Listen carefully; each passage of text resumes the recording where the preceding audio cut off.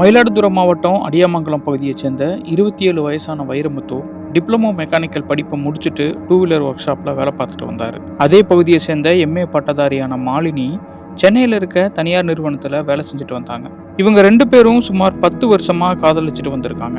2 பேரும் பட்டியல் சமூகத்தை சேர்ந்தவங்களா இருந்தாலும் மாலினியோட தாய் தன்னுடைய சொந்தத்தில் திருமணம் செஞ்சு வைக்க கட்டாயப்படுத்திட்டு வந்திருக்காங்க. தன்னோட முயற்சியால் இவங்க காதலை பிரிக்க முடியல அப்படின்னு ஏற்பட்ட ஆத்திரம் விஜயாவை பலமுறை வைரமுத்துவையும் அவரது குடும்பத்தையும் மிரட்டி பார்க்க வச்சிருக்கு.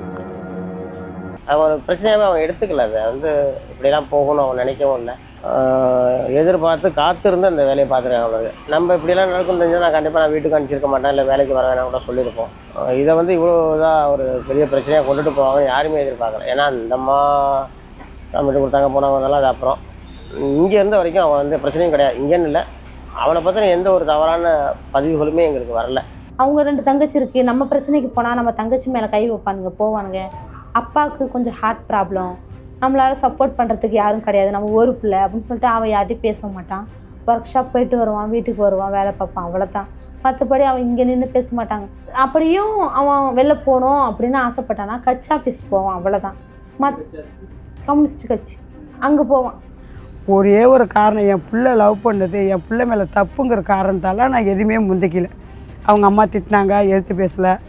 என் பிள்ளைய போய் வேலை பார்க்குறதுல அடித்தாங்க. என் பிள்ளைய ஏன் அடித்தேன்னு கேட்கல. கம்ப்ளைண்ட் கொடுத்தாங்க, அங்கேயும் போய் ஏன் கம்ப்ளைண்ட் கொடுத்தான்னு கேட்கல.